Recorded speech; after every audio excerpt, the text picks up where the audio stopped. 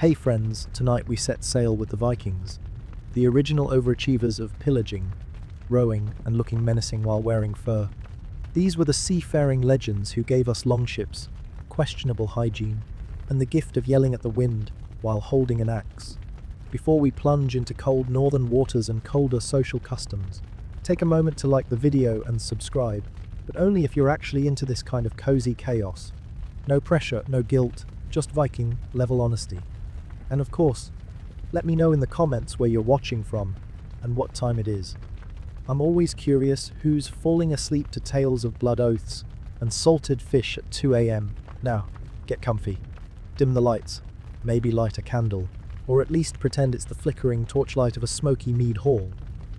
Let the gentle crackle of the fireplace wrap around you like a wool cloak, because we're heading back to an age where your neighbors might raid your village or marry your cousin.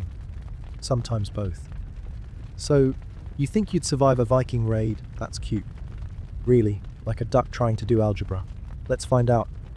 Before you could even think about sailing off to pillage some poor village, you had to prove you weren't a total waste of wood and flesh. Vikings didn't just take anyone with a beard and a bad attitude. No, they had standards. Grim, brutal, no-nonsense standards. Step 1.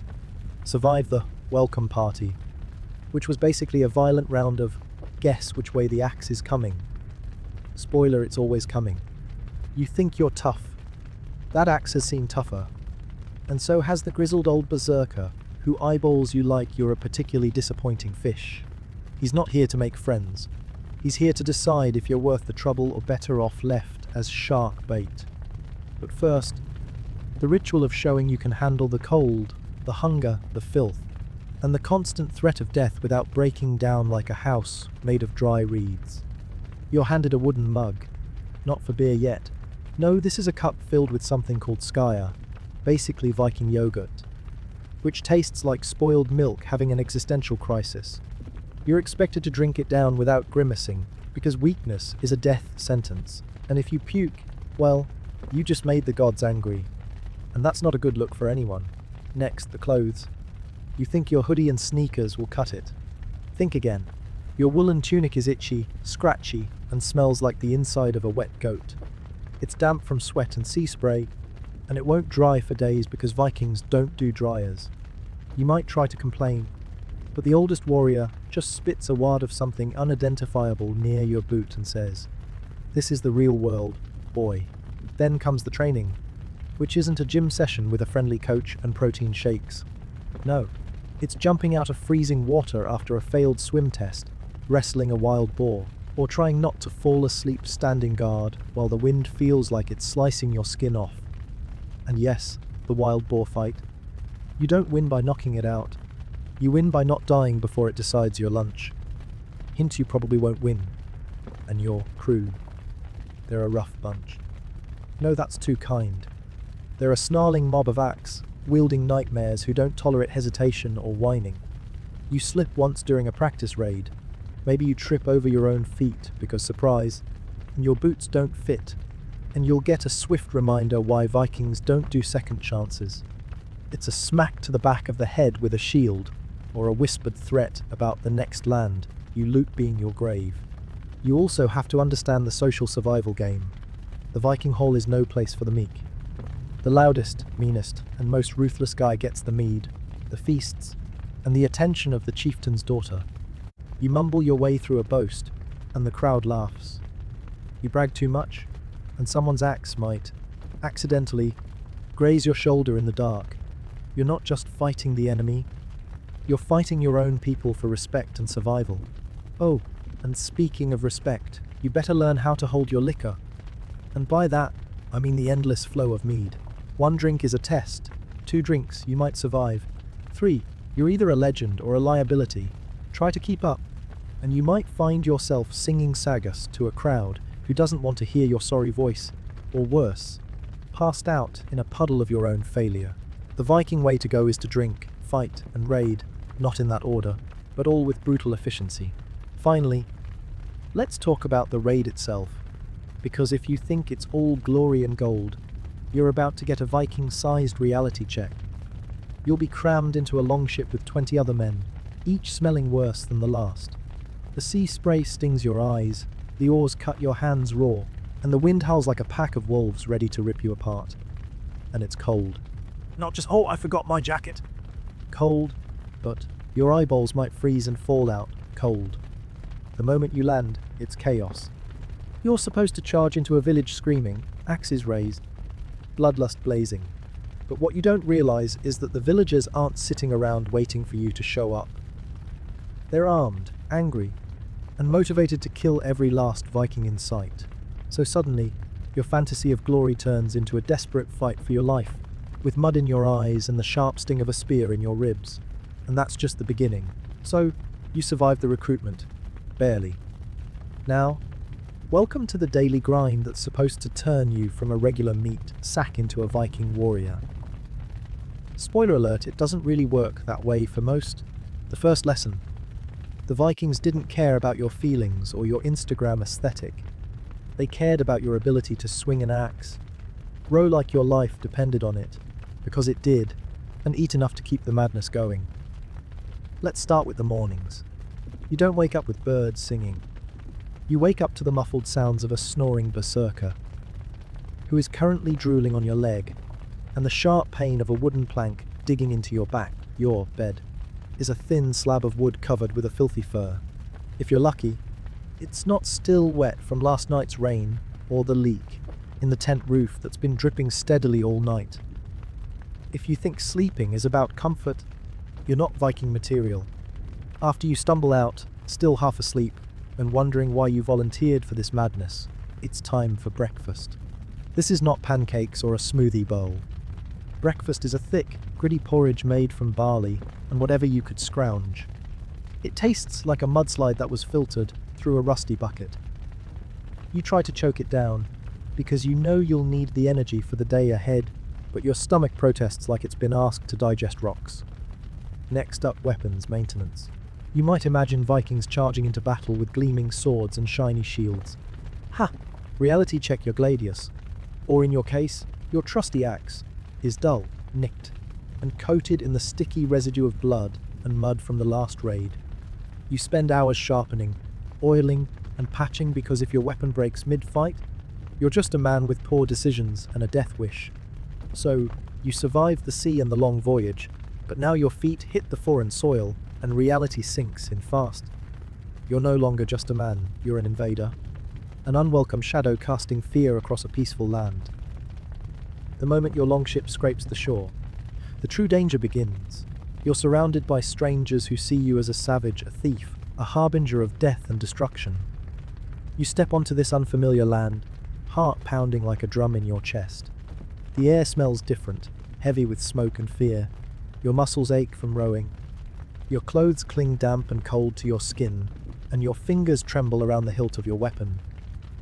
You don't know these lands, the forests, the hills, the hidden trails, but your enemies do. They have the home advantage, and that advantage can mean life or death. The terrain confuses you. Trees that seem harmless could conceal archers ready to fire. Rocky hills might hide warriors lying in wait. Every shadow feels like an ambush. You're outnumbered, outmatched in knowledge. You're the intruder. Your comrades form up quickly, the thud of boots on soft earth echoing like a heartbeat. The raid begins with a rush of noise shouts, the clash of weapons, screams. Fires blaze in the distance, black smoke curling into the sky. The villagers run, some pleading, others trying to defend their homes with pitchforks, sickles, and whatever tools they can grab. You move through the chaos, driven by adrenaline and the promise of loot. You swing your axe with brutal efficiency, your breath ragged, muscles burning. Around you, friends fall. Blood soaks the earth, and the smell of burning wood mixes with sweat and fear. The faces of the terrified haunt you, the mothers clutching their children, the old men standing their ground with trembling hands. There's no glory here, only survival and fury. Hesitation could mean death. Mercy is a luxury you cannot afford. You learn to kill without remorse, even when your mind rebels. The screams, the chaos, they become a fog you move through, focused on one thing, getting what you came for and living to fight another day. Loot is everything. Gold, silver, weapons, food and slaves, the spoils of war.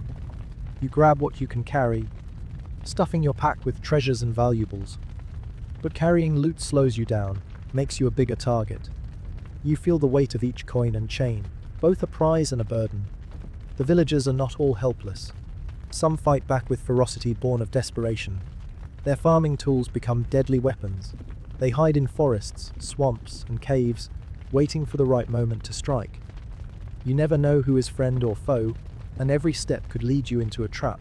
The raid is a whirlwind of violence and fear. You hear the cries of the wounded, the clash of steel, the crackling of fires.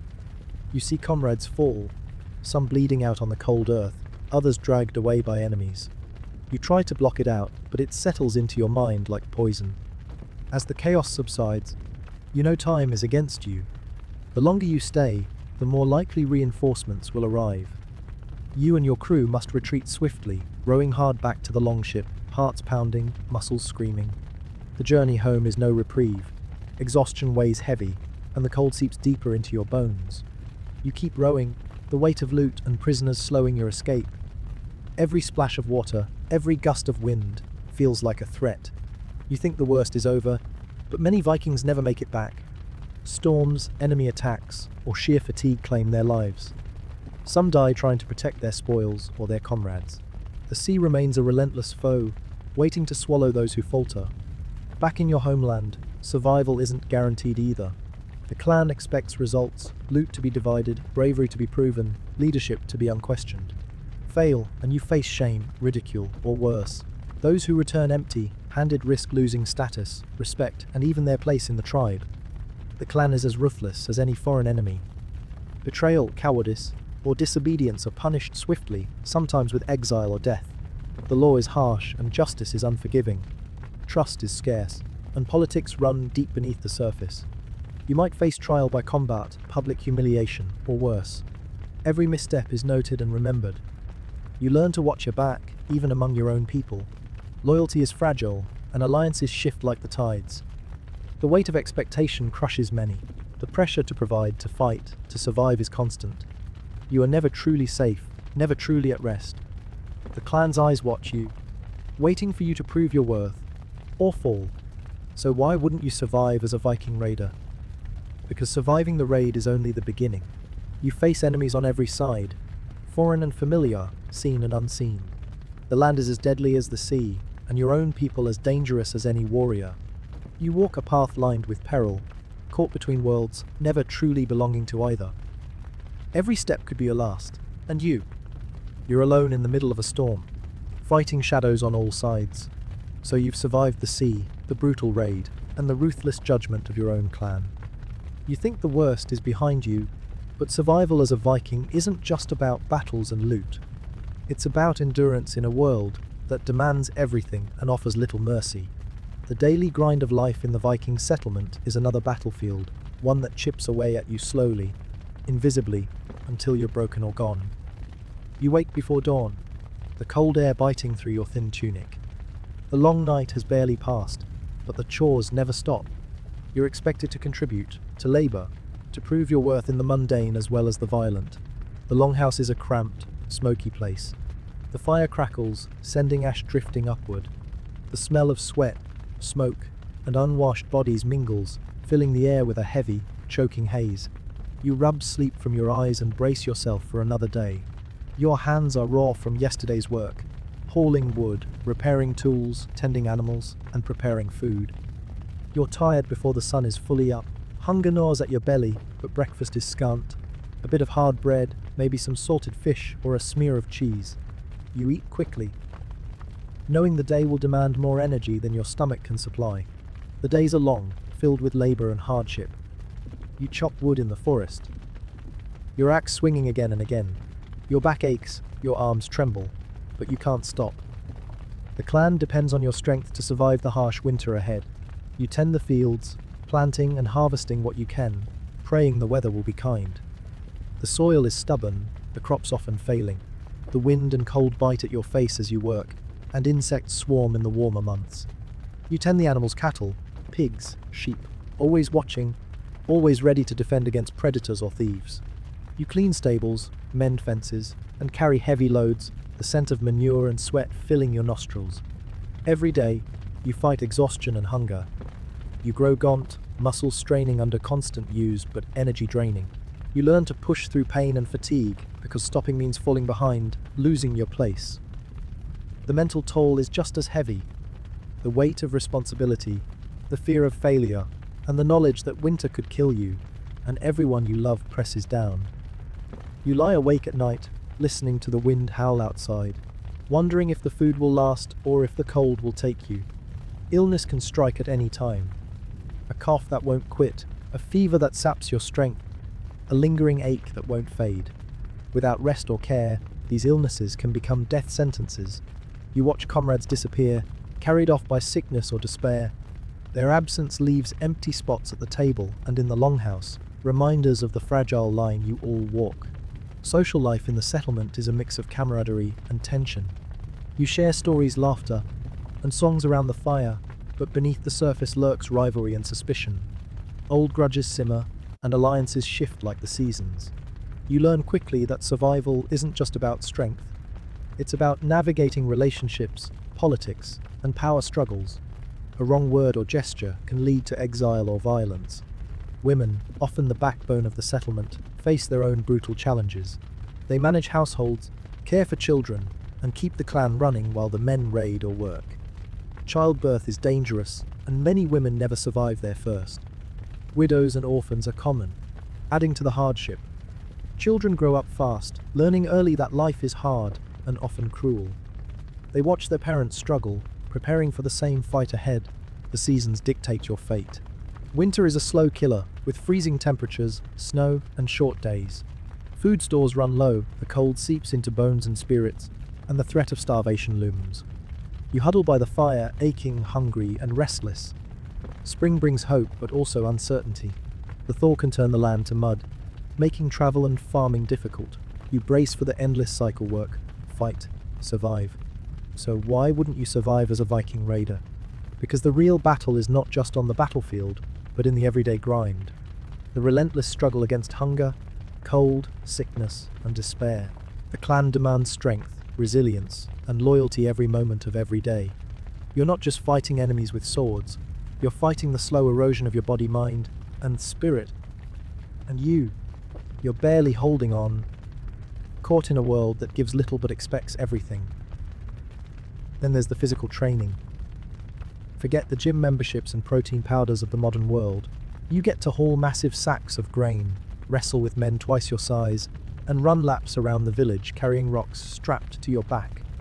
Oh, and did I mention the cold? The biting wind cuts through your clothes like a knife. Your fingers go numb, your breath fogs, and every muscle aches like you've been beaten by Odin himself. And that's if you manage to avoid injury. Which you won't, because Vikings don't get the luxury of gentle training. They get thrown into mock battles that look like someone decided to stage a mosh pit with axes. You dodge, you strike, you get tackled to the ground, and just when you think you might survive, a boot stomps on your ribs to remind you you're still alive by sheer luck. Then you do it all again, day after day, until you're nothing but bruises, scars, and a permanent limp. But physical pain isn't the only enemy. The psychological toll is just as brutal. Every day you're reminded how easily you could die. By cold, starvation, disease, or a blade through the throat. There's no room for weakness or hesitation. You learn fast that the only way to survive is to harden yourself to the point where feeling anything is a luxury you can't afford. Your brothers in arms aren't exactly a support group either. They'll steal your food, mock your mistakes, and openly hope you get eaten by wolves during the next raid. It's a world where kindness is a sign of weakness, and loyalty is measured by how quickly you can stab someone in the back without getting caught. Speaking of backstabbing, the politics of Viking clans is a bloodthirsty game. You think fighting external enemies is tough? Try navigating the constant power struggles at home. Chieftains jockey for position, allies become enemies overnight, and betrayal is a currency more valuable than gold. Make one wrong move, or show too much ambition, and suddenly you're the one staring down a spear. If you think being a Viking raider is about glory and gold, you're missing the point entirely. It's about survival, and survival is a game where most players lose. When it comes to the actual raids, the reality is uglier than the stories you've heard. Yes, there's the adrenaline, the screaming, the clashing of steel. But there's also the mud, the blood, the stench of death and fear. Your longship slams into unfamiliar shores where the people aren't waiting with open arms and spoons full of porridge. They're armed, angry, and ready to kill anyone who tries to take their home. You charge forward, axe raised, heart pounding. The first blow you land is thrilling, a sudden rush of power. Then you realize that every move you make is being matched by an enemy just as desperate and hungry as you are. They don't just want to drive you away, they want to end you. And so begins the real fight for your life. You duck under a swinging blade, but your leg catches on a root. You fall, and suddenly your world narrows to the face of a farmer holding a pitchfork with the fury of a god. You scramble to your feet, but your shield arm is weak from the cold, and the spear finds its mark.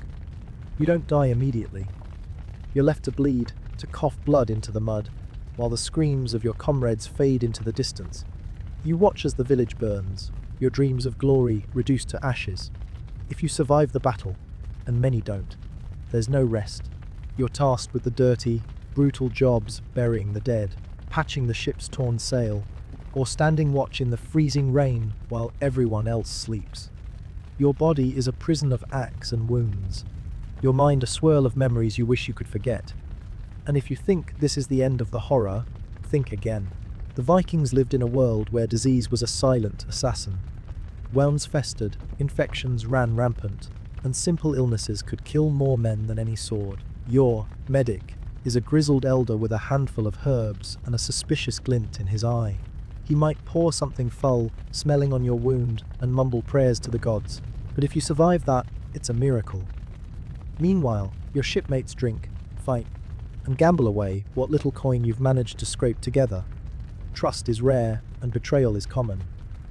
You learn that survival means being smarter, tougher, and crueler than everyone else. Qualities you probably don't have, or else you wouldn't be reading this. So, why wouldn't you survive as a Viking raider? Because the Viking life isn't a heroic saga. It's a brutal, endless struggle against cold, hunger, injury, and death. It's waking every day knowing you might not see the next dawn. It's losing friends to the sea, to battle, to sickness, and carrying on anyway, because stopping means you're dead. And through it all, you have to keep your head down, your axe sharp, and your mouth shut, because the only thing worse than dying is being forgotten. Alright, you made it through the first few days, or weeks, of Viking life without face, planting into the mud, or getting an axe to the ribs. Congrats. But don't get comfortable. If you think the hard part is behind you, think again. The truth is, surviving as a Viking raider is like trying to sleep on a bed of nails while someone pokes you with a spear every few minutes. There's always something about to go wrong, and usually it's your fault. Let's talk hygiene, or rather, the complete absence of it. You might imagine Vikings as rugged heroes, but reality, you smell like the aftermath of a slaughterhouse mixed with old fish and stale sweat. Bathing is an occasional luxury, and by luxury, I mean when it's not snowing and the river isn't frozen solid. You're lucky if you get a monthly scrub, and even then, the nearest water is more likely to freeze your bits off than clean you up. So get ready for lice, fleas, and whatever weird Viking parasites nobody talks about in the sagas. Speaking of parasites, your skin becomes a battlefield of its own. Rashes, infections, and mysterious welts pop up like unwelcome guests, turning you into a walking horror show. Your leather armor scratches and chafes, your boots soak through after an hour in the rain, and blisters bloom on your feet like tiny, angry volcanoes. You try to ignore it, but it's hard to fight off an enemy when your feet feel like they're on fire. Then there's the food situation. Forget the image of endless feasts with roasted boar and flagons of mid. Sure, that happens sometimes, usually at the chieftain's hall or after a particularly successful raid. For you, it's mostly cold, dry bread, salty dried fish, and whatever vegetables you can grow or steal. Fresh meat is a luxury, and often you end up gnawing on jerky so tough it doubles as a weapon. You think starvation is the enemy. Nope. It's the endless cycle of feast and famine that messes with your head. One day you're stuffed like a pig at a wedding feast. The next you're so hungry you'd fight a bear for a scrap of bread. Your body gets confused, your strength wanes, and your mood, let's just say it swings wildly between berserker rage and wailing baby. Now, about your weapons again. Because you're going to need them. That axe you so proudly wield, it's heavy, unwieldy, and has a tendency to get stuck in things. Trees, shields, enemies. It's like a magnet for trouble. Your sword is no better. It's a blunt, rusty hunk of metal that's as sharp as a butter knife on a bad day. You spend more time fixing them than fighting with them, and even then, they break at the worst possible moment. Your shield. It's wooden and dented, with splinters poking through like little betrayals. It doesn't block everything, so get used to bruises, cuts, and the occasional arrow sticking out of your shoulder. And if your shield breaks, well, you're just a slow, moving target with bad balance. Physical pain becomes your constant companion. You hobble, you limp, and you learn to ignore the stabbing aches in your joints, the burning in your muscles, and the pounding headache that comes from sleeping on a rock, hard bed with no pillow. You develop a gait so uneven it's a miracle you don't trip over your own feet and snap your neck. Speaking of feet, blister care is a lost art, which means you walk on raw skin that peels and bleeds with every step. Every morning, you peel off crusted layers of dead skin and blood, hoping it won't get infected. Spoiler, it usually does. The cold. It never stops. You think you're used to it, but you're not. Your fingers go numb, your nose drips icicles, and your breath steams in the freezing air. You dream of warmth, of a fire that won't go out. But that's a luxury reserved for the chieftain and his favourites. For you, it's huddle in a wet fur cloak, shivering next to your equally miserable comrades, praying for spring. And let's not forget the rats. Oh yes, rats. They scurry through the camps, stealing food, gnawing on everything, and generally making your life miserable. You try to kill them with your bare hands, but surprise, they're fast and angry. You wake up to find one nibbling on your ear or crawling down your tunic. There's no escape. Now, social life in a Viking camp is less fun party and more toxic soap opera. You have to navigate egos, grudges, and rivalries that can explode faster than a barrel of mead.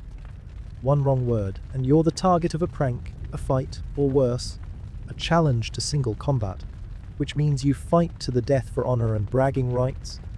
Speaking of honor, you quickly learn that it's as fragile as your weapon. You're expected to boast about your victories, your strength, your daring raids, even if the only thing you accomplished was not dying today. Lie too much, and you get called out. Tell the truth, and you risk sounding weak. It's a lose-lose. And then there's the berserkers. These are the special forces of the Viking world, men who rage into battle like wild animals, immune to pain and terrifying to behold. They're your comrades, but also your nightmares. One moment they're your friend, the next, they're smashing your face with a fist because you accidentally stepped on their favorite drinking horn. They have no chill. The threat of injury is constant. A cut, a broken bone, or a deep bruise means you're out of the fight, or worse, a burden. You'll be left behind on a raid, or dumped on the village shore to fend for yourself. The Vikings don't carry weaklings, and they certainly don't babysit them. Disease. Oh, that's a monster in its own right. You live in cramped, filthy quarters where illness spreads like wildfire. Smallpox, dysentery, and plague don't care how brave you are. One cough, one fever, and you're as good as dead. Your healers are more likely to make you worse than better, with their questionable potions and chants to gods who seem to have abandoned you. The mental toll. Imagine being haunted by the screams of enemies you slaughtered, the faces of comrades who died beside you, and the cold that never leaves. You learn to drink to forget, but the nightmares find you anyway. Madness lurks just beyond the horizon, waiting for the weak. And don't think there's any honor in death either. If you die in battle, your body might be left to rot or fed to crows. Your name, forgotten. Your story, lost in the endless fog of war. Only the lucky get a proper burial, and the luckiest get a legend. For most, death is silence. So yes, you might dream of glory, of adventure, of stories sung by skalds in great halls. But the Viking life is brutal, ugly, and unforgiving. You'd be lucky to last a single winter, let alone a lifetime. Your body, your mind, your very soul would be chewed up by the cold, the hunger, the endless violence, and the loneliness. And that's why you wouldn't survive as a Viking raider. So, you think you've got the basics down, you've survived the recruitment, endured the filth, and begrudgingly accepted the pain. Good for you. But now comes the part most Viking wannabes forget about the sea. You know, that giant, freezing, endless body of water that's about as friendly as a wolf with a toothache. Because being a Viking means spending half your miserable life cramped in a longship, rowing like a madman while the wind tries to suck your eyeballs out of their sockets. And trust me, the sea will always win. First, let's talk about the longship. It looks sleek and fast in the sagas, but when you're actually stuck inside one, reality hits hard. Imagine sitting shoulder to shoulder with 20 sweaty men who all smell like a mix of wet dog, old fish, and fermented goat cheese, for days. The boat creaks and groans like it's alive and hates you. Every splash of freezing salt water is a reminder you're not just cold, you're bone deep cold. Your hands blister on the oars, your back aches from rowing, and your muscles scream for mercy. But you don't get mercy here. The chieftain or captain shouts orders over the roar of the waves. And if you stop rowing for even a second, you can expect a sharp reminder, usually an oar swung hard enough to leave a bruise, or worse, a fist. Complaining is not an option. Crying. See if your buddies notice. They probably won't care. Sleep on a long ship is a myth. If you manage to squeeze any shut eye, it's a light doze, interrupted by the cold, the waves slapping against the hull, or the sudden cries of land ho. Which means get ready for whatever hell awaits ashore. You might dream of warmth and safety, but the cold deck and salty spray pull you back to reality, and the nightmares start. Weather is your enemy number one. 1 minute the sun is shining. The next you're in a thunderstorm that turns the sea into a furious beast. Waves slam the boat like a hammer, splashing water so cold it burns your skin. You try to keep your footing, but the deck is slick, and more than one Viking has found themselves tumbling into the icy abyss, swallowed by the cold and waves before anyone can shout, "Man overboard." Spoiler, nobody really gets saved, and the storms aren't the only danger. You're vulnerable out here. No walls, no shelter, just the endless horizon. Seagulls circle overhead, squawking like they know you're doomed. Your stomach churns not just from the waves, but from the knowledge that one mistake could send you to a watery grave. Seasickness is a common complaint, and if you're unlucky, it hits like a hammer. Vomiting over the side while still rowing isn't just embarrassing, it's exhausting. Then comes the landing, and it's no better. You've rowed for days, barely slept, and your muscles are screaming for mercy. You step onto unfamiliar shores with numb feet, weak arms, and a racing heart. Your adrenaline kicks in, but so does the fear and the realization that you're about to face angry villagers who don't want to die. Your weapon feels heavier than ever, your shield slippery with sweat and salt. The ground is uneven and muddy, and every step is a gamble. You try to keep up with your crew, but the exhaustion makes you slow, and the slightest stumble could be your last. The raid begins with chaos. Screams, clashing metal, the smell of fire and blood thick in the air. You try to fight with all your might, but your body protests with every move. Your vision blurs from the smoke. Your lungs burn from the cold air mixed with ash. You swing your axe, but it misses, and the enemy's spear finds its mark in your shoulder. The pain is sharp and immediate, but there's no time to stop. You keep fighting, keep running, keep yelling like a madman, or you try to. And then, just as suddenly as it started, it's over. You're standing in a burning village, surrounded by bodies.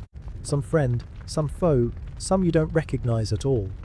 Your wound throbs, your breath comes in ragged gasps, and your hands shake. You feel the weight of every mistake you made in those moments. You think about the families whose lives you just shattered, the children left screaming in the smoke, the old man who looked at you with hate and disbelief. It's not glory, it's horror. After the fighting, there's no rest. You're ordered to loot, to gather whatever valuables you can find before dawn. You dig through smoldering ruins, your hands raw and trembling. You carry heavy chests, stolen goods, and sometimes unfortunate captives who stare at you with terrified eyes. You try to avoid looking at them. It's easier that way. Back on the longship, the smell of blood and smoke clings to your clothes and skin. You're soaked with sweat and rain, aching and exhausted beyond belief. But there's no celebration, no victory lap. Just the cold sea waiting to swallow you whole once again. And don't think the danger ends there. The journey home is just as perilous as the voyage out. Storms rage, supplies dwindle, and tensions flare. Men who once fought side by side now argue over food and spoils. Fights break out over stolen silver or old grudges. You could be stabbed in the back by a friend, just as easily as by an enemy. Illness spreads through the crew like wildfire. You watch men with fever and cough fall into the icy sea or lie curled in pain, clutching their guts. Death is never far, and every loss chips away at the crew's strength and morale. And you're just trying to stay awake, keep your hands moving on the oars, and pretend you're stronger than you feel. Because if you give up, if you stop rowing, the sea will take you. And the Vikings don't waste time looking for bodies. Once back on home soil, the cycle starts again. The cold, the hunger, the endless training, the political games, and the looming threat of the next raid. You're battered, broken, and barely recognizable as the person who once dreamed of glory. So, why wouldn't you survive as a Viking raider? Because the sea is merciless, the enemy relentless, and the life brutal beyond your worst nightmares. The legends forget the long nights spent shivering, the wounds that never heal, the friends lost to storms and battle, and the crushing weight of exhaustion and fear. Being a Viking isn't about glory. It's about surviving hell on earth, and most don't. So you've survived the brutal raids, the endless rowing, the biting cold of the sea. You're back on solid ground, but don't relax. Because now, the real test begins, the life between raids. The day-to-day existence in a Viking settlement that's equal parts harsh, chaotic, and soul-crushing. First off, you think the worst is over once the swords are sheathed. Nope. Viking settlements are rough places. No cozy cottages with running water or a gentle fire. You live in a longhouse, which means you and 20 other sweaty, smelly men, and maybe a handful of women and children if you're lucky, crammed together under one roof. It's dark, smoky, and smells like a mix of burnt meat, animal dung, and the lingering scent of ale that's been spilled and stomped on for days. Your bed is a pile of straw on a wooden bench. Don't expect warmth or comfort. It's as close to sleeping on a plank as you can get without actually nailing yourself to it. And the smoke from the central fire that keeps the cold at bay. It makes your eyes sting and your lungs feel like they're on fire. You cough more than you breathe. Hygiene is a laughable concept. Bathing means standing outside in freezing water, probably in the rain, with the wind ripping through your wet clothes the moment you step back inside. Washing your hands is a luxury. Washing your hair? Forget it. You stink, you itch, and everyone knows it. But no one cares because everyone else smells the same. And the food. If you thought the raids had bad meals, the everyday Viking diet is even worse. You eat what you can grow, gather, or catch. Think tough bread, dried fish, and whatever root vegetables survived the winter. Fresh meat is rare unless you killed it yourself. And even then, it's often tough and chewy, because cooking is a skill reserved for the women, and their patience wears thin dealing with your complaints. Mead and ale flow freely, sure, but it's watered down and often leaves you feeling thirstier than before.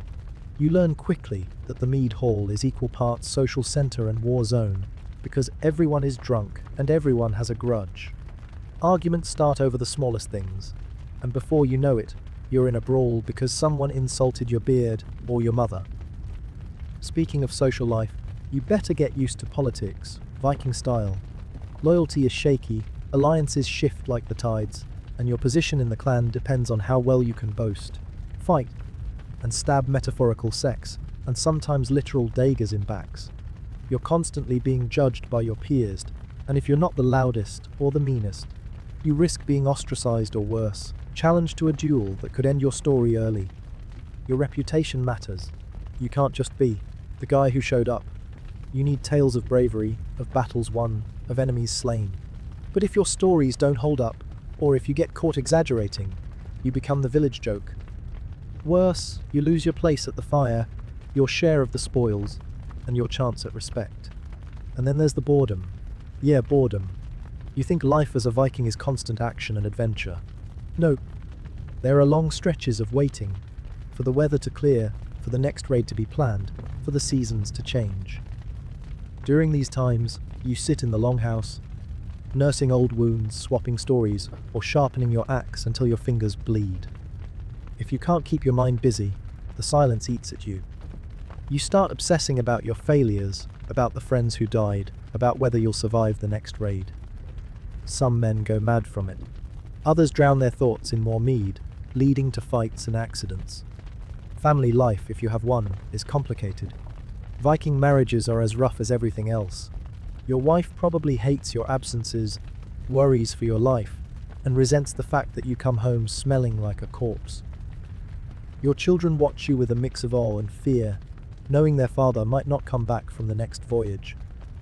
It's a hard life for everyone, and you're constantly reminded that your choices affect more than just you. Injuries heal slowly, if at all. A broken bone might never set properly. A deep wound can fester into infection, and with no real medicine, that often means death. Your healer is usually an old woman with herbs and prayers, but miracles are rare. You learn to keep moving despite pain, because staying still means falling behind. The mental scars are even harder to shake. You see things no human should: friends torn apart, villages burning, innocent people screaming. You carry these memories in your dreams and in your waking moments. There's no therapy, no comfort, only the cold embrace of alcohol and the fleeting distraction of feasts. And let's not forget the gods. Vikings believe in gods who are as cruel and unpredictable as the world itself. You pray for protection, for favor, for strength, but sometimes it feels like the gods enjoy watching you suffer. You watch your comrades fall in battle, your home ravaged by enemies, and wonder if you're cursed or just unlucky. In the end, being a Viking raider means constantly balancing on the edge of disaster. Every day is a fight, not just against enemies, but against cold hunger, boredom, pain, and fear. It's a life where the strong survive. The lucky live to fight another day, and the rest fade into oblivion. And you'd probably be one of the forgotten ones, a footnote in a story told by someone else, remembered only for your failures. Alright, so you're still standing, which is impressive, considering. But let's talk about one of the most brutal realities. Nobody sugarcoats weather. The Vikings weren't just battling enemies on land and sea. They were battling the elements every damn day, and spoiler alert, nature always wins. Imagine waking up every morning, knowing that the sky might open up with freezing rain, or that a relentless wind will slice through your clothes like a knife. Summers are short, harsh, and often disappointing. Cold mornings turning into chilly afternoons that never quite warm. Winters. They're not just cold, they're bone-crushingly, soul-sappingly brutal. Ice grips the land, rivers freeze solid, and the sun barely shows its face for months on end. You think you're tough. The cold doesn't care. Your fingers become useless stumps. Your toes go numb inside your boots, and your nose might even turn blue before you notice.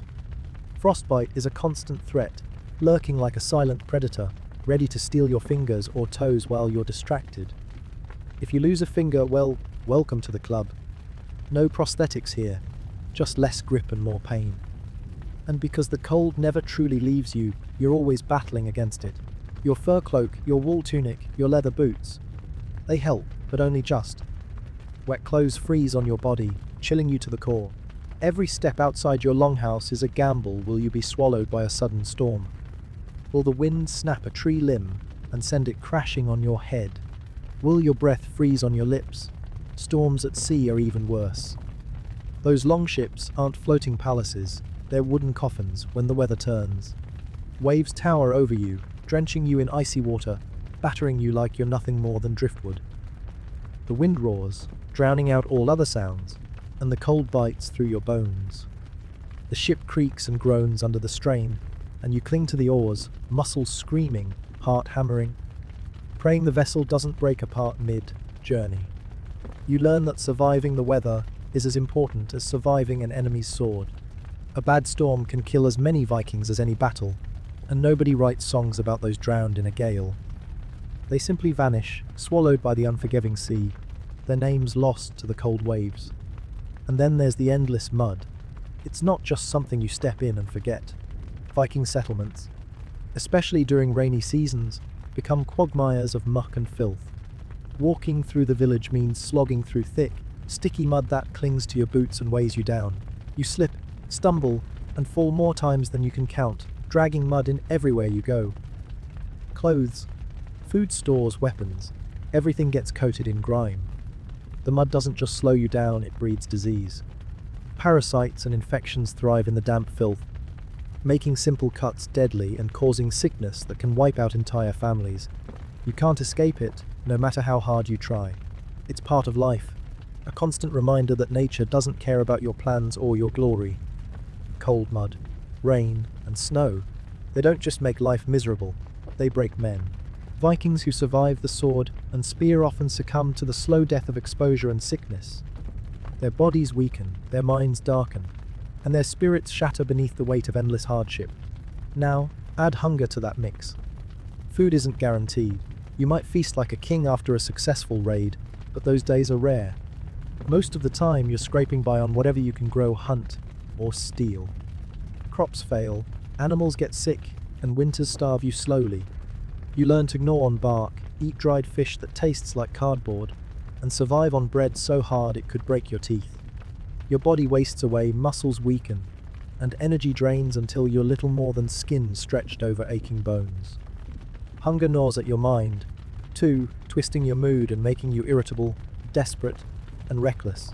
It's not a heroic image, but it's the truth. And let's be honest, not everyone in your crew pulls their weight. Some slack off, drink too much, or get sick and can't row or fight. You end up doing twice the work just to keep the ship moving, the village fed, the clan alive. Resentment builds, fights break out, trust crumbles. The weather doesn't care about your grudges or your exhaustion. It just keeps coming, relentless and merciless, making every day a struggle for survival. On top of all this, the mental weight of knowing how fragile your life is starts to crush you. You live in constant fear. Fear of frostbite, starvation, injury, betrayal, death. The gods might smile on the brave, but the brave still die, and often in the most miserable ways imaginable. You try to drown your fears in mead, but even that feels thin and bitter when your hands shake from cold and exhaustion. You tell yourself stories of glory and Valhalla, but deep down, you know most of you will never reach those halls. You'll die cold, alone, and forgotten. And yet, somehow, the Vikings kept going. Because surrender wasn't an option. Because enduring the cold, the mud, the hunger, and the endless storms was the price you paid to live, to fight, to be remembered. But you probably wouldn't last a single winter. So you've endured the biting cold, the endless mud, the hunger gnawing at your belly, and the relentless storms that threaten to swallow you whole. But surviving as a Viking raider isn't just about wrestling nature. It's about the battle for your very identity in a world that demands you become less human and more weapon. Forget your name, your past, your dreams. When you join the Viking horde, you become part of something larger and smaller, all at once. You're a gear in the vast, grinding machine of war, a blade forged in blood and hardened by suffering. Individuality. That's a luxury for peasants and poets. You are the fighter, the oarsman, the shield bearer, or just a grunt in the back row trying not to drown in the cold sea or the chaos of battle. Your personal belongings are few and practical. A worn axe with a chipped blade, a wooden shield scarred from previous fights, a leather tunic stiff with sweat and dirt. Your hair is cut short, not for fashion, but to keep it from blinding you mid-fight or giving your enemies something to grab. Your beard is rugged, unkempt, often matted with blood or mud. The discipline you imagined is more like chaos under a strict, unforgiving order. Orders barked by men who have no time for your complaints or excuses. If you hesitate, you're a liability. If you show fear, you're marked for death or disgrace. The Vikings' brutal code isn't about kindness, it's about survival of the fiercest. And the rituals. You think you'll be welcomed into a brotherhood with grand feasts and heroic tales. Sometimes. But often you're hazed, tested, and mocked until you break or toughen up enough to fit in. Scars are badges of honor, but they're also marks of near-death experiences that didn't kill you. Every wound is a reminder you survived where others didn't. The camaraderie is fierce but fragile. Your brothers will fight beside you one moment and curse your name the next. Jealousy, fear, and desperation twist friendships into tangled knots. Trust is scarce, and betrayal often lies just a step behind the campfire. And then there's the constant noise. The clash of swords, the screams of the dying, the barking orders, the howling wind. Even sleep is a battlefield where you fight off nightmares of drowning, burning, and blood-soaked fields. Your dreams offer no peace, only memories replayed in twisted, terrifying loops. Every day your body and mind are pushed beyond limits you never thought possible. Your muscles ache, your skin is raw. Your joints stiffen from constant strain and exposure. Injuries don't heal, they fester. You limp, you bleed. You curse the gods who promised glory but delivered pain. Food is scarce and often barely edible. You learn to chew dried fish with a grimace, swallow bitter herbs, and choke down whatever gruel is offered. Hunger is a constant companion, gnawing at your insides and clouding your judgment. Water is a luxury. Drinking stagnant pools or brackish river water risks illness, but thirst is worse. You guzzle what you can find, knowing each sip could bring sickness that would cripple or kill you. Hygiene. Forget it. You wear the same clothes for days, weeks even, and washing is done only when forced by others or unbearable stench. Your skin is a breeding ground for lice and sores that itch and bleed. The smell clings to you like a second skin. Disease runs rampant. Fevers, infections, and parasites strike quickly and often fatally. Your medics are wise women and old men with little more than herbs and chants. Sometimes they help, more often they watch you suffer. And all the while, death is always near. A stray arrow, a misstep on a slippery rock, a burst of enemy spears can end you instantly. There is no safety, no second chances. Your survival depends on luck, skill, and the brutal strength of your will. Even if you survive the battlefield, the world outside is no sanctuary. Your village is vulnerable to rival clans, wild animals, and starvation. Every day is a fight to protect what little you have. You carry the weight of your family's survival on your weary shoulders. If you have loved ones, they bear the cost of your absence. Your wife worries alone by the hearth. Your children grow up fearing the day you won't return. You are haunted by the faces you leave behind and the ones you take with you into battle. The gods watch all this with indifferent eyes. You pray for strength, for victory, for a place in Valhalla, but their favor is fickle, their promises vague. Sometimes you wonder if they delight in human suffering. By now, you've realized Viking life isn't just about the epic battles or the glorious raids. It's about the grind, the constant, never-ending struggle for survival against a world that's trying to chew you up and spit you out. One of the hardest parts, the unrelenting brutality of your own body as it breaks down under the endless pressure. Your hands are a disaster zone. Blisters from gripping the oars swell until they burst, leaving raw, bloody skin that sticks to wood and metal alike. You learn to grit your teeth through the pain, because stopping isn't an option. The longship doesn't row itself, and the captain's glare is sharper than any sword. You try to ignore the feeling of your hands cracking open every day, the infections that sometimes creep in and threaten to spread. If your hands fail, you fail. Your back is a constant reminder of the life you chose. Hours hunched over, rowing through icy waters, dragging heavy gear, carrying wounded comrades. The aches and sharp pains settle deep in your muscles and bones. You walk stiff-legged, and every movement is a negotiation with pain. Sometimes it feels like your spine is about to snap in half. Your feet, calloused, blistered, and sore beyond belief. Mud and water seep into your boots, turning skin to mush and inviting infections that cause swelling and fever. The cold makes it worse. Frozen toes lose feeling, sometimes even die, but you keep walking. Each step is agony, but surrender means death. So you march on. Bruises, cuts, and scars cover your body. You're a walking map of battles fought and lost. Some scars itch, with old wounds reopening, others throb with fresh pain. You ignore them as best you can, but they slow you down. Sometimes the pain wakes you at night, sharp as the enemy's blade. Illness is another beast altogether.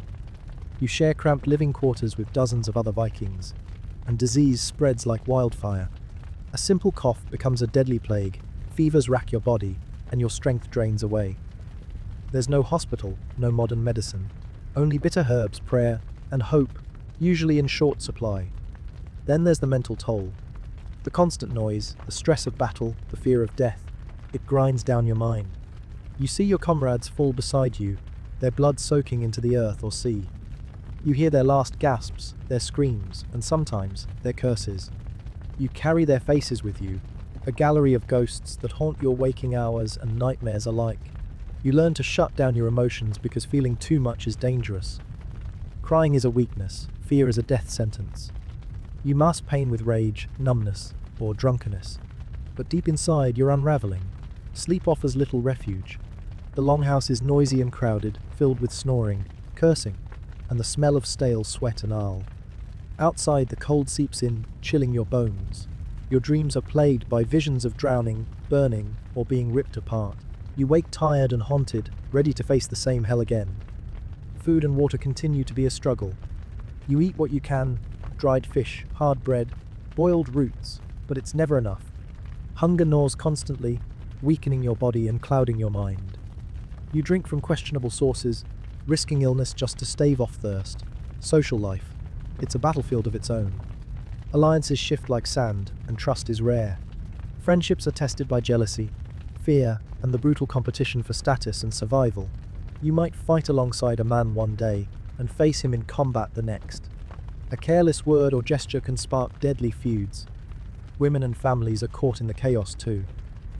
Your absence weighs on them, and their struggles weigh on you. You carry guilt for leaving them vulnerable, fear of never returning, and sorrow for the life you sacrificed. And then there's the gods. You pray for strength, protection, and a place in Valhalla, but their silence can be deafening. You wonder if they watch your suffering with amusement or indifference. Faith is both a comfort and a torment. All of this, the pain, the fear, the endless struggle, wears on you until survival feels like a miracle. And in that harsh world, miracles are rare. So why wouldn't you survive as a Viking raider? Because the price of survival is more than most can bear. It's not just the battles or the storms. It's the slow erosion of body and soul. The endless pain, the constant fear, the brutal loneliness. You might dream of glory, but the truth is, most Vikings never lived to tell their tales. They're forgotten, lost to the cold sea, the mud, and the merciless passage of time. And you're likely just another lost soul swallowed by the relentless storm. By now, you know the cold is unrelenting, the sea unforgiving, and the battlefields merciless. But if you think that's the worst of it, think again. The truth is, surviving as a Viking raider means fighting within the tribe as much as against outside enemies. The clan politics, the brutal social hierarchy, and the endless struggle for power are just as deadly as any sword. You're not just a warrior. You're a player in a dangerous game where alliances are fragile, friendships are weaponized, and enemies can be found at the next fire pit. You wake every day wondering if today will be the day you're stabbed in the back, literally or figuratively. First, your rank matters.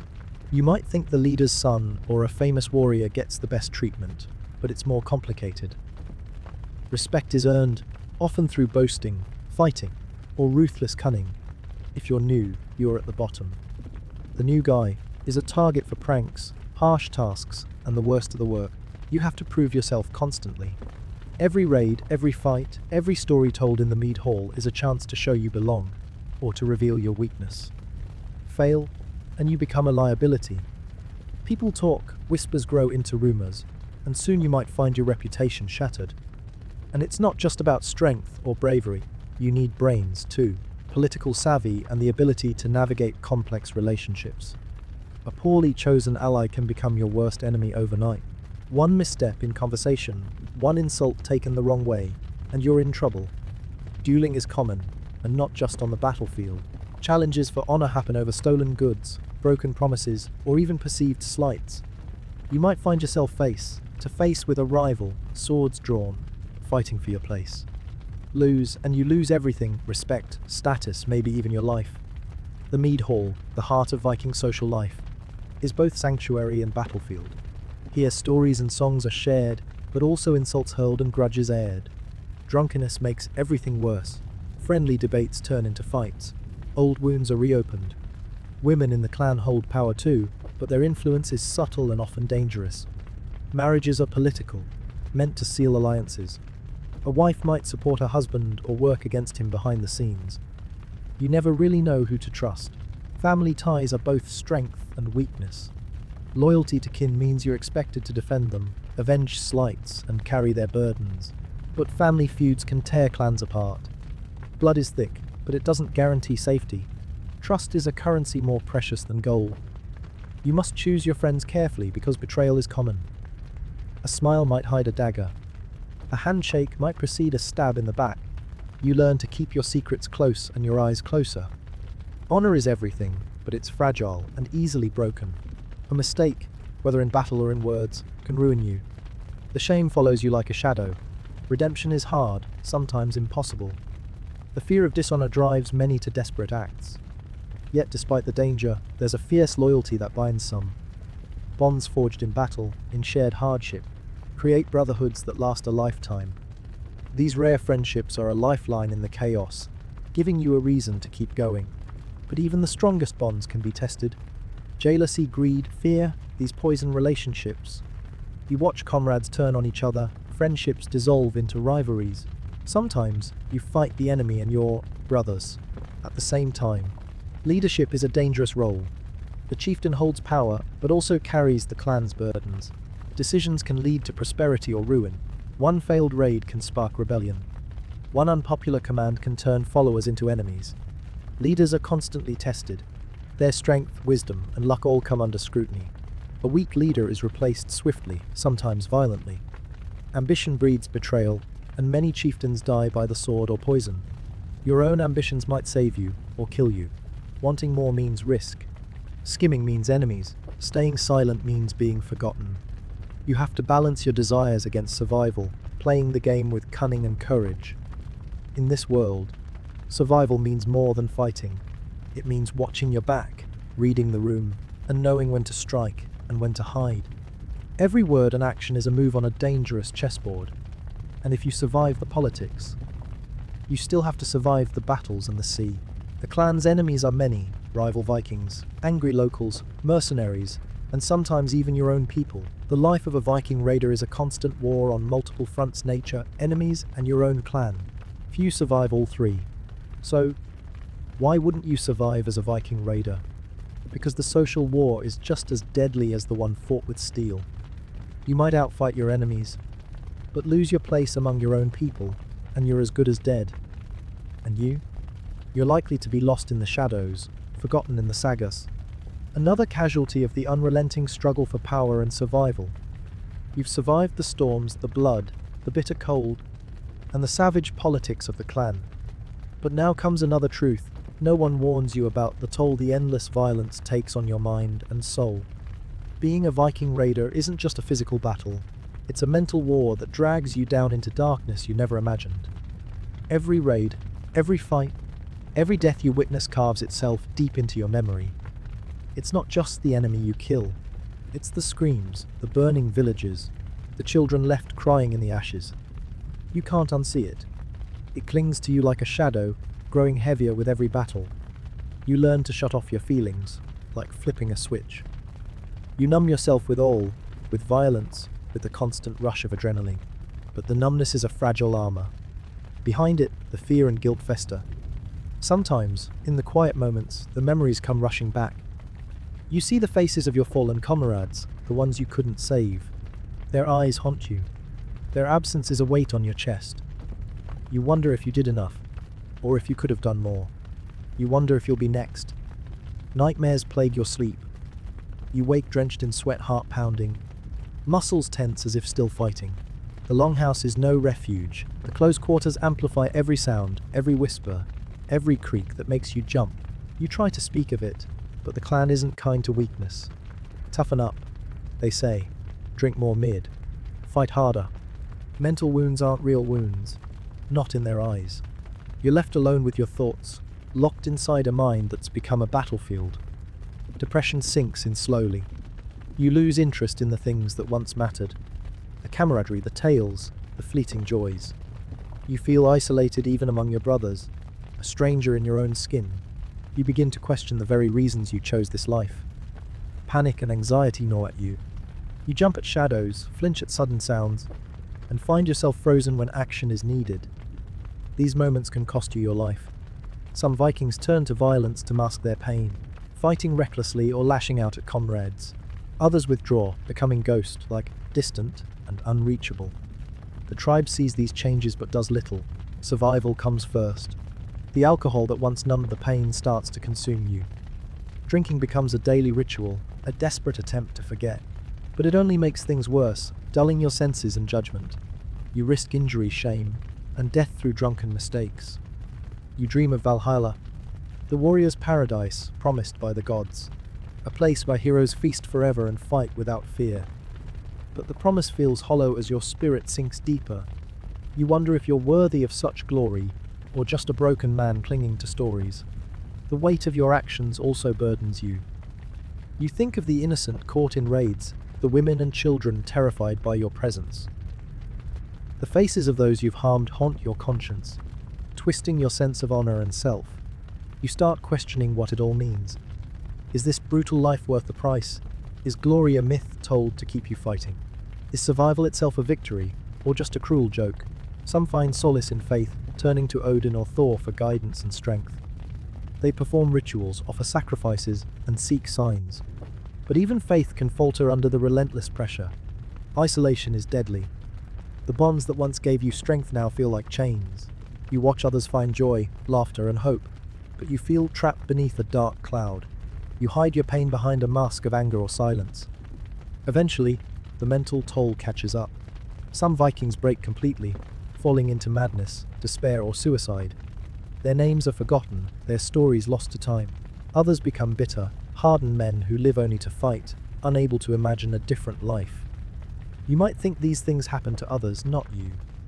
But the truth is, the mental war is universal. The question isn't if you'll suffer, it's if you'll survive it.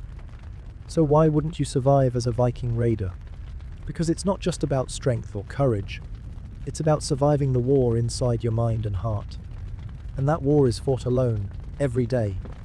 You might fight bravely on the battlefield, but if your mind breaks, you lose everything. And you're probably already fighting battles no one else sees. So you've faced the storms, the bloodshed, the cold, the endless struggle within the clan, and the crushing mental battles. But here's a reality nobody warns you about: disease and injury in a Viking's life were as deadly, if not more, than the enemy's blade. Out there on a raid, or back home in the settlement, sickness is an invisible enemy, patient and cruel. There's no physician with shiny tools, no clean hospitals. Instead, you have a healer's hut filled with herbs, chants, and old wives' tales. Sometimes they help, sometimes they don't. More often, they watch helplessly as men waste away. Let's start with wounds. Battle isn't just about flashy swordplay. You get cuts, stab wounds, bruises, broken bones, some minor, some life-threatening. Without proper care, even a small cut can become infected. Infections mean swelling, fever, delirium, and often death. You might have a poultice slapped on your wound, some boiled herbs pressed to it, but no antibiotics, no sterile bandages. The dirt and blood mingle, turning wounds into festering sores. Pain is constant, and healing is slow and non-existent. A broken bone might never set properly. Imagine limping, fighting, and rowing with a twisted ankle or a cracked rib. Every movement is agony. Sometimes the only cure is rest, but you don't get rest. You have to keep moving, keep fighting, or risk being left behind. Then there's disease. The Viking settlements, crowded and muddy, are breeding grounds for plagues. Lice infest your clothes and hair, spreading typhus and other illnesses. Poor sanitation means waste contaminates water sources, causing dysentery and cholera. Fevers rise, bodies weaken, and men waste away, coughing blood or vomiting bile. You watch comrades die slowly, powerless to help. Their faces pale, eyes sunken, their strength drained. Death here is merciless and humiliating. Malnutrition weakens your body's defenses. The constant hunger, poor diet, and harsh conditions mean your immune system is compromised. What might be a minor illness in a wealthy town becomes fatal here. Childbirth is another peril for Viking women. Many mothers and infants don't survive the ordeal. This affects families and the clan's future, adding to the heavy burden of survival. Mental illness intertwines with physical suffering. Chronic pain, fever, and trauma wear down the mind. You might see comrades slipping into madness, hallucinating, babbling, or becoming withdrawn. Without understanding or support, they become outcasts or are left to die. There's no pity here. Survival means pushing through sickness and injury or being left behind. You might carry a fever into battle, bones broken but spirit unyielding, only to fall when the enemy's blade finds your weakness. The fear of sickness adds another layer of stress. You dread the next cough, the next fever, knowing it could be the end. You might avoid contact with the sick, but in close quarters, disease spreads regardless. The healer's remedies often feel like a gamble. Some herbs soothe, others might poison. Prayer and ritual offer hope but no guarantees. You cling to faith, to superstition, because the alternative is despair. Your body becomes a battlefield itself, constantly fighting invisible enemies you cannot see or fight with a sword. Every day is a test of endurance against forces beyond your control. And then there are accidents. Slipping on icy rocks, falling from the longship's mast, or mishandling weapons can leave you maimed or dead. There's no safety net, no rehabilitation. Disability is a death sentence. If you lose your ability to fight or row, you become a burden. The clan respects strength, and weakness is often met with scorn or abandonment. You might be left behind, left to die alone in the wilderness. So why wouldn't you survive as a Viking raider? Because the odds of surviving wounds, sickness, and accidents are grim. Death isn't just from the enemy's blade, it's from the slow, brutal decay of the body. You might fight bravely on the battlefield, but a simple infection or fever can end your story just as surely. And you're walking a razor's edge, one misstep away from oblivion. You might think the deadliest enemy of a Viking is the sword, the spear, or the arrow, but the truth is far harsher. Disease and injury were merciless killers, silent assassins far deadlier than the loud clash of battle. If you think you'll survive by fighting hard alone, think again. Many Vikings died not by enemy hands, but by infection, sickness, and untreated wounds. And those who survived did so by sheer luck, stubbornness, or brutal toughness. Let's start with wounds. Viking raids were bloody affairs, and getting cut, stabbed, or bruised was as certain as the sunrise. But unlike in modern times, there was no clean hospital, no antibiotics, no trained surgeons. If you got hurt, you were mostly on your own, or at best, in the care of a healer armed with little more than herbs, chance, and hope. Even the smallest cuts were dangerous. Your weapons and armor were covered in dirt and blood, and the battlefields were mud, slicked and filthy. When a blade sliced through your skin, dirt and bacteria came with it, setting the stage for infection. The pain was only the start. What followed was often a slow, agonizing decay. You might notice your wounds swelling, turning red and hot to the touch. Soon, pus forms, and the skin around the injury softens and breaks down. Fever follows, draining your strength and clouding your mind. The infection can spread into your bloodstream, turning deadly. Without antibiotics, this was often a death sentence. The healer's remedies were limited. They used poultices made from herbs, honey, and sometimes animal fats, hoping to draw out poison and fight infection. Sometimes these worked, sometimes they made things worse. There were prayers to the gods, chants, and rituals meant to appease spirits, but miracles were rare. Often, you watched as comrades with similar wounds succumbed slowly and painfully. Broken bones were no less dangerous. If you broke a limb, it might never heal properly. You could be left with a crooked arm or a shattered leg that ached constantly. A broken rib could puncture lungs or cause breathing problems. Imagine trying to fight, row a longship, or carry heavy gear with a mangled limb or cracked ribs. The pain was relentless. Rest was the best medicine, but the Viking life offered little chance to recover. Raids came fast, and the demands of daily survival meant you pushed through injuries, hiding your pain or accepting a limp. Many Vikings carried injuries for years, hobbling around, their bodies permanently damaged. Disease was an even greater threat. Crowded longhouses, poor sanitation, and limited fresh water created perfect conditions for outbreaks of illness. Lice and fleas thrived in unwashed clothing and hair, spreading diseases like typhus that caused fever, rash, and death. Dysentery was common, brought on by contaminated water or spoiled food, leading to severe dehydration and often a slow death. Malnutrition weakened the Vikings' immune systems, making them vulnerable to every bug that came along. Winters with failed crops meant starvation, and starvation meant your body couldn't fight infection or heal wounds. You grew weak, pale, and vulnerable, a shadow of the warrior you once were. Respiratory diseases were common, too. The cold, damp climate, combined with smoky longhouses filled with many people, made coughs and chest infections almost inevitable. Tuberculosis, pneumonia, and bronchitis would have been common killers. You could be coughing up blood one day and dead the next.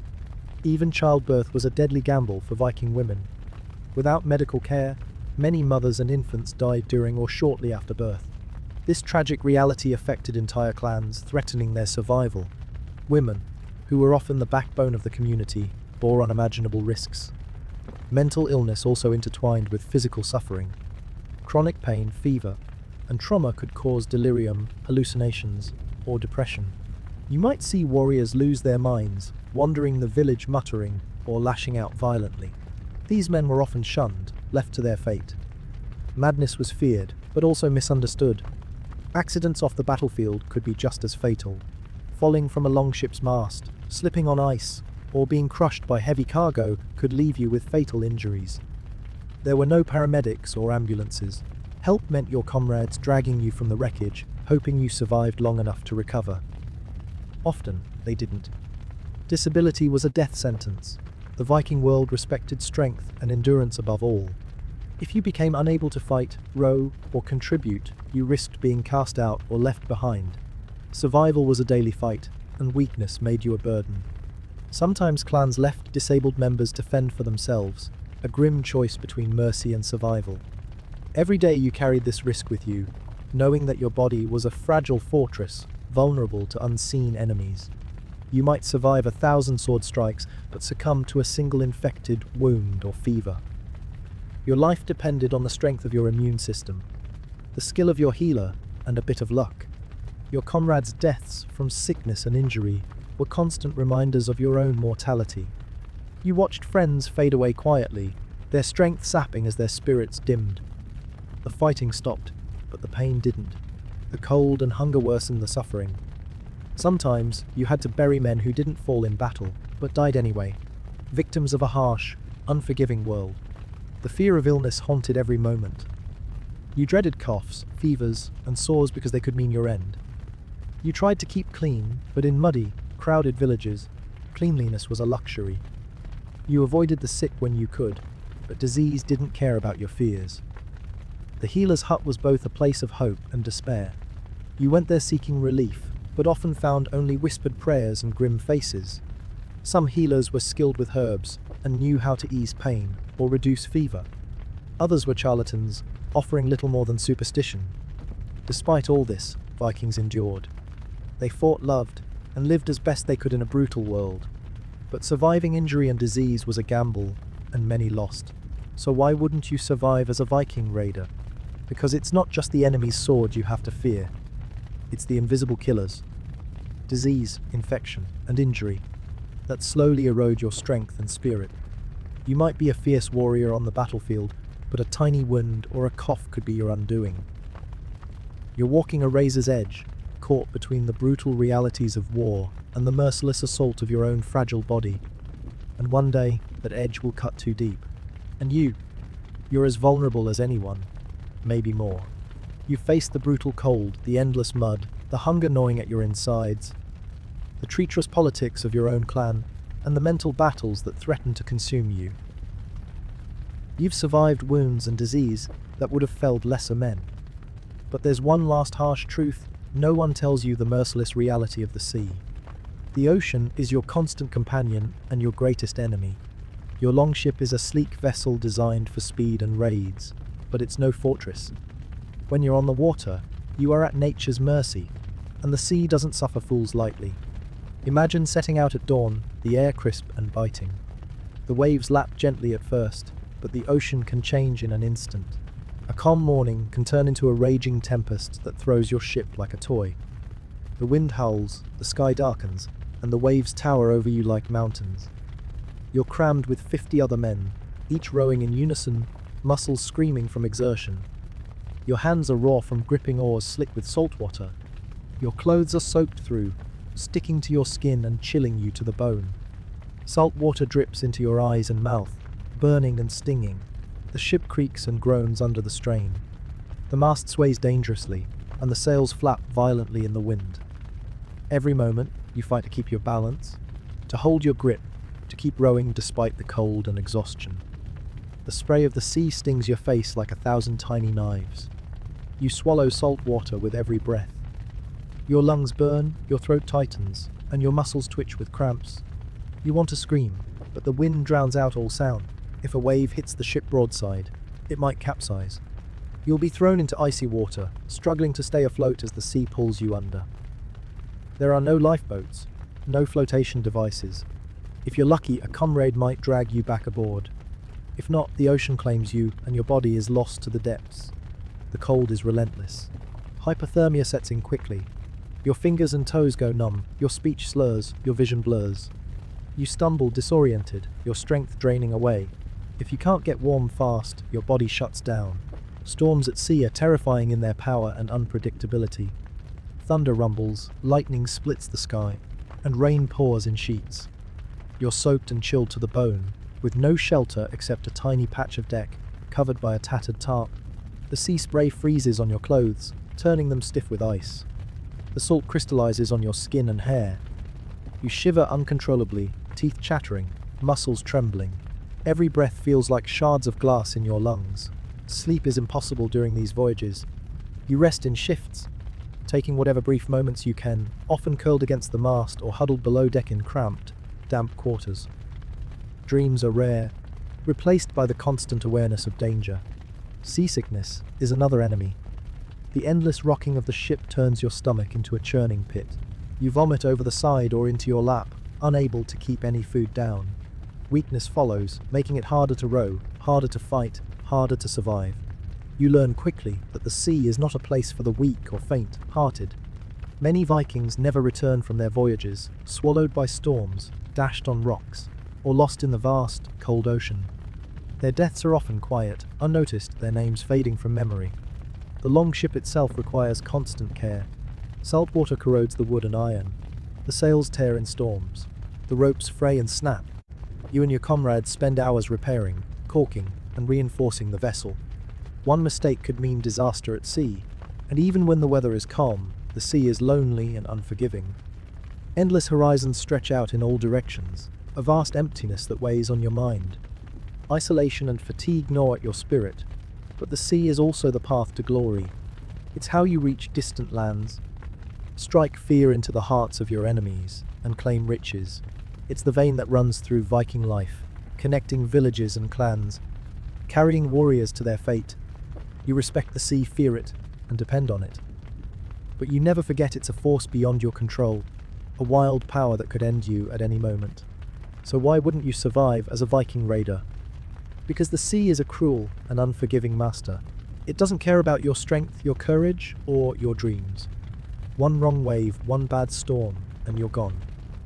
And you? You're a fragile speck on the vast ocean, caught between the fury of nature and the limits of human endurance.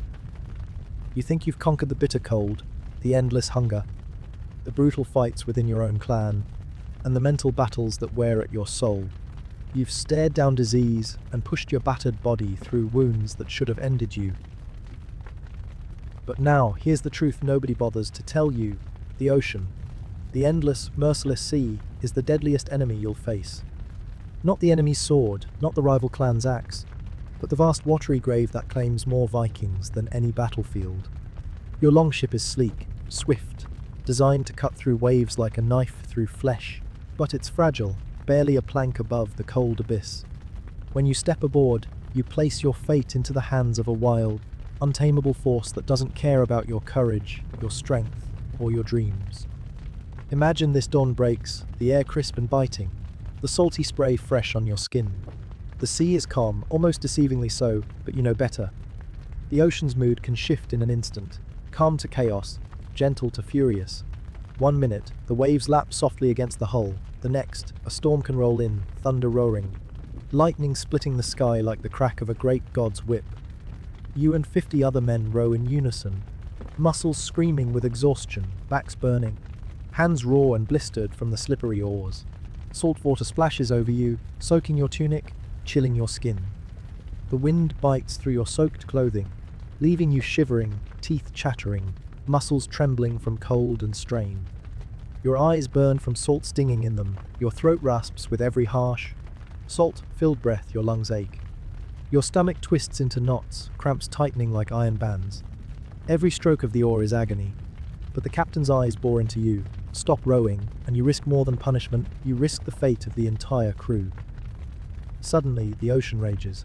A wave, taller than your ship, crashes over the side, drenching you head to toe. You scramble for purchase as the boat tips violently. Another wave hits, this time broadside, and the long ship lists dangerously. The roar of the storm drowns all other sounds, and panic surges through the men. If the ship capsizes, you're tossed into icy water, gasping and thrashing to stay afloat. There's no rescue, no lifeboats, no safety nets. You fight the pull of the sea, the crushing cold numbing your limbs, threatening to drag you under forever. If your comrades don't grab you in time, the ocean claims you, and your body sinks into the dark, silent depths. The cold is your enemy day and night. Hypothermia sets in faster than you can react. Your fingers lose feeling, becoming useless for gripping oars or weapons. Your toes go numb, turning black from frostbite, possibly rotting off before you even realize. You stumble, clumsy and weak, struggling to stay upright on the rocking deck. The storm turns the ship into a nightmare. Lightning flashes illuminate a sky split by thunderous rowers. Rain pelts down in sheets, soaking you through to the bone. Salt water freezes on your skin and clothing, coating you in a painful shell of ice. The cold seeps into your very bones, a slow, cruel killer. You try to keep your mind sharp, but exhaustion gnaws at your resolve. Sleep is impossible. You curl up against the mast or huddle below deck with other men, cramped in a dark, damp space filled with the stench of sweat, salt, and fear. Dreams are replaced by relentless awareness of danger, of the ocean's fury waiting to crush you. Seasickness is a torment all its own. The endless, violent rocking turns your stomach inside out. You vomit again and again, unable to keep food or drink down. Your body weakens, your limbs tremble, and your head swims with dizziness. If you're too sick to row, you become a burden on the crew, a liability in the worst kind of way. But there is no rest. The voyage doesn't pause for sickness or injury. You're expected to keep rowing, fighting the cold and the waves, ignoring the churning sickness in your gut. Every moment you fail, the danger grows. Maintaining the longship is another endless struggle. Salt water corrodes the wood and iron fittings. The sails tear in storms. Ropes fray and snap. Every crack or leak could mean disaster in the middle of the ocean. You and your comrades spend countless hours patching, repairing, and reinforcing the ship, often in wet, freezing conditions. Even when the sea calms, loneliness presses in. Endless horizons stretch out in every direction, a vast, empty void that can drive a man mad. The isolation gnaws at your spirit, and the monotony wears down your will to survive. Yet the sea is your path to glory, your road to riches and fame. It's how you reach distant lands, strike terror into foreign shores, and claim what you seek.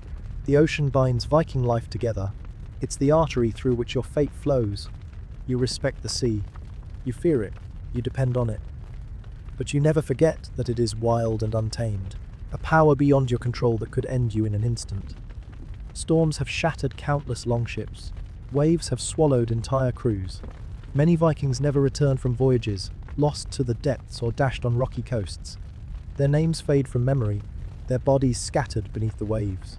And it's not just nature you fear. Pirates, hostile fishermen, and rival clans patrol the seas. A surprise attack, while you're exhausted or sick, could mean massacre. So why wouldn't you survive as a Viking raider? Because the sea is an unyielding master, relentless, indifferent, and utterly unforgiving. It doesn't care about your strength, your courage, or your plans. One bad wave, one fierce storm, and you are gone, drowned in cold darkness, swallowed by the endless abyss. You are a tiny speck on a vast, merciless ocean, at the mercy of forces far greater than yourself. Every voyage is a gamble, a battle against nature itself. And you are fragile, fleeting, and all too human. So, why wouldn't you survive as a Viking raider? Because it's not just a life of violence and adventure. It's a relentless assault on everything that makes you human. Your body, your mind, your soul are tested beyond limits. Only the strongest, the luckiest, or the most ruthless make it through. And you're probably none of those. So here you stand, at the end of the road, the final truth laid bare. You've battled the sea's fury, survived savage raids, endured the harsh judgment of your clan, and fought against the relentless grind of daily life. But the ultimate enemy, the one no man can defeat, is time itself. You think of the glory you sought, the tales you wanted told around the fire, the gold and honor you craved. But none of that matters when your body begins to fail. Age comes for every Viking, slowly but surely eroding the strength and spirit that once defined you. Your muscles no longer respond like they used to. The fierce grip that wielded axe and sword weakens. Your joints ache, stiffening like the winter ice. The long hours of rowing and battle have left scars, some visible, many hidden deep inside. Your breath comes shorter with every exertion, your heart pounds unevenly. You find yourself slower to rise from the ground, slower to recover from even minor wounds. The days when you could face a dozen enemies alone have faded into memory. You look around the longhouse and see younger warriors, eyes bright and sharp, bodies hard and lean. They respect you, but you know the respect is tinged with pity and the quiet knowledge that your time is passing. The stories you once dreamed of being part of now feel like shadows, echoes from another life. You helped shape those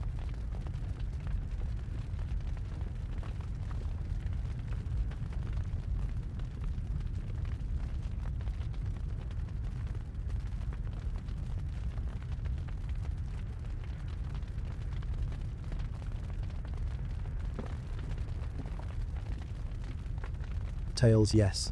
But now, you watch as others take your place in the saga. You struggle with your identity. Who are you if you're no longer the fierce raider, the unstoppable warrior? What value do you have when the axe feels too heavy, when your hands tremble, when your vision blurs in the heat of battle? The clan needs you still, but in different ways. You become a teacher, a keeper of lore, a living link to the past. You tell tales of battles won and lost, of gods and heroes, of honor and sacrifice. You pass wisdom to the young, hoping they will survive what you could not. But there is bitterness too. You see how many friends you lost, not just in battle, but to sickness, starvation, and despair. You wonder if any of it was worth it. The cost was high, the price paid in blood, and sorrow beyond what songs can capture. Your body betrays you in quiet ways, aches that wake you at night, breathless moments, the slow weakening of senses. Death creeps closer with each dawn, an invisible shadow waiting patiently. You try to hold on, fighting against the inevitable, but the truth is clear: survival as a Viking was never guaranteed. You lived hard and fast, facing dangers every day, knowing some would fall before you. You survived because you were strong, ruthless, and lucky. But luck runs out. Strength fades. Time claims all. As the cold wind bites your weathered face, you stand outside the longhouse, watching the sunset paint the sky in bloody reds and fiery oranges. The same sky your ancestors saw, the same horizon that beckoned you to distant shores and perilous raids. You think of the ocean, the forest, the battlefield, and the longhouse, places that shaped you and took you. You think of comrades who stood beside you, now gone. You think of the stories you'll leave behind, woven into the fabric of your clan's history.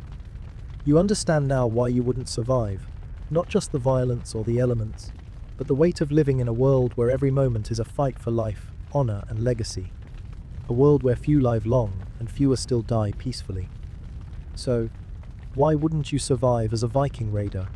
Because the life you chose demands everything and offers little in return. Because fate is cruel, time is relentless, and the world is harsh beyond measure. Because in the end, every Viking is mortal. And you faced it all, fought with all you had, and now you rest, part of the endless saga of men who dared to live fiercely, if only for a moment.